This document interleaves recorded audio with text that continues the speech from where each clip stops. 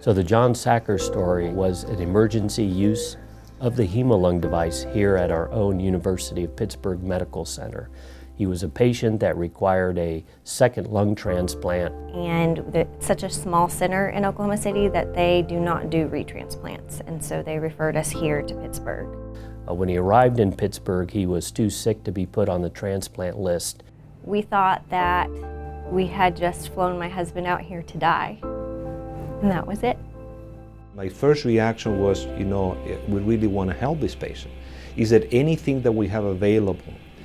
I have the fortune to work with some of the brightest, engineers. One of them is Dr. Bill Fettersville, and I was aware of a device in which we've been working with him that he has developed and had recent IDE approval in Europe. I told Dr. Bermudez that yes, this technology could help your patient. I put him in contact with the clinical people at A-Lung Technologies, and they got approval from the FDA and the hospital to implement this technology on John Sacker within 24 hours of their request. It worked instantly. The Hemolung brought his CO2 down to wonderful levels. After 20 days of being on the Hemolung, he finally had a donor lung and was retransplanted. When I met him after his transplant, he's still quite sick. And when I met him several months later, that was all gone and he was this healthy, vibrant young person.